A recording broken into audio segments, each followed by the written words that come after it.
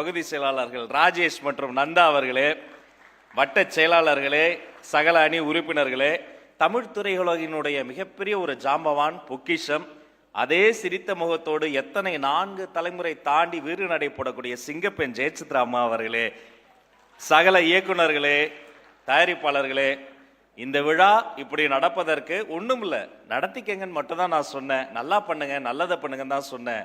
சொன்ன சொல்லை வேதமாக மாற்றி காட்டி குறைந்த நாளில் நிறைந்த நிகழ்ச்சியை நடத்தி காட்டும் சாகசக்காரர் தளபதி பக்தன் அண்ணன் அம்மா கிரியேஷன்ஸ் டி சிவா அண்ணன் அவர்களே, பாடலாசிரியர் சிவா அவர்களே, அநேகமா தேசிய விருது பாட்டுக்கு வாங்கிடுவீங்கன்னு நினைக்கிறேன். சூப்பரா இருந்ததுண்ணா, அருமையா இருந்தது, நல்ல பாட்டுண்ணா.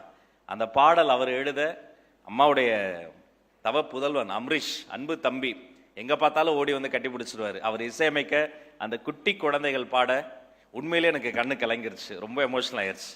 இந்த மனுஷனுக்கு எத்தனை பெரிய அன்பு பாருங்க.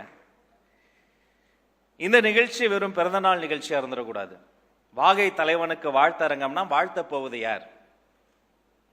சுவாமி விவேகானந்தர் அவர்கள் சிகாகோவில் பேசிய பேச்சு ஒட்டுமொத்த உலகத்தை புரட்டி போட்டது. ஏன் லேடிஸ் அண்ட் ஜென்டில்மென் என்று ஆரம்பிக்காமல் சகோதர சகோதரிகளை என்ற சகோதரத்தை பரப்பினார். அந்த மாபெரும் மனிதன் சொன்னார், 100 இளைஞர்கள் தாங்க இந்த தேசத்தை மாற்றுகிறேன். இதோ இந்த மேடையில் அந்த 100 இளைஞர்களை இந்த தேசத்திற்காக தருகிறோம்.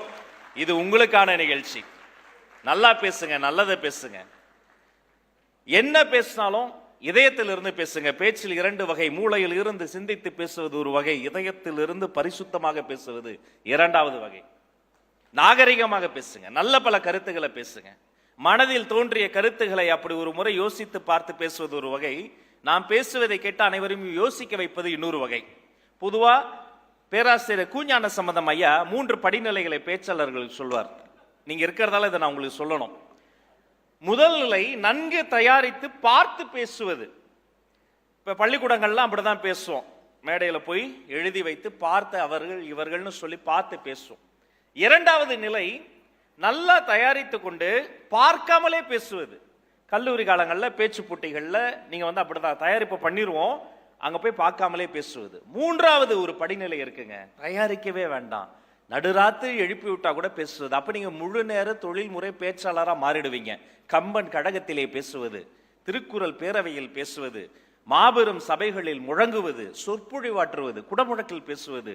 இது ராஜ்மோகன். நான் 4வது படிநிலை ஒன்று சொல்லுவேன், என்ன தெரியுமா? நீங்கள் பேசுவது அதை பார்த்து மற்றவர்கள் ஆகா எத்தனை பெரிய கருத்து என்று குறிப்பெடுத்துக் கொள்ளும்படி பேசுவது.